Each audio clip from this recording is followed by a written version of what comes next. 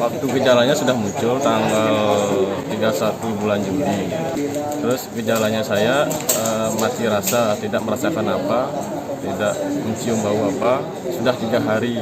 Terus tanggal 3 Agustus saya rapid tes, hasilnya negatif. Kemudian besoknya saya disuruh swab pertama tanggal 4, hasilnya besoknya hasilnya negatif. Terus swab pertama artinya, terus swab kedua hasilnya positif, dinyatakan positif, suruh karantina mandiri di rumah. Setelah saya karantina mandiri, saya tidur berpisah sama keluarga, istri, anak, orang tua.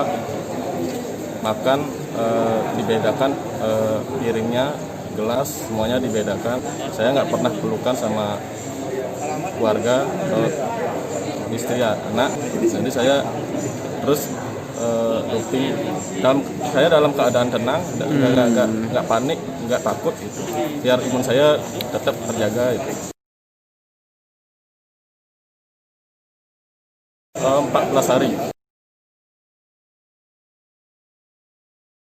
Cuman makanan tetap yang disiapkan oleh istri paling buah-buahan,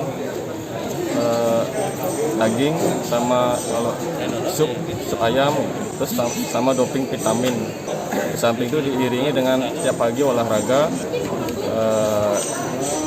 berjemur 1 jam.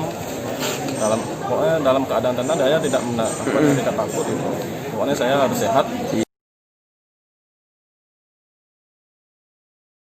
Tidak, cuman mati rasa aja, itu aja yang saya rasakan. Untuk kondisi badan saya sehat-sehat saja.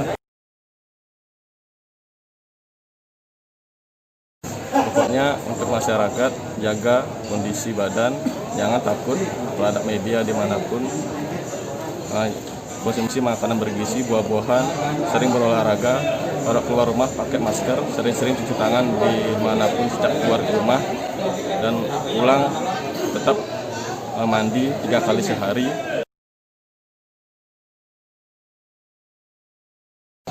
Semoga para yang terjangkit COVID yang gejala berat, mudah-mudahan bisa dibantu dengan plasma donor darah ini.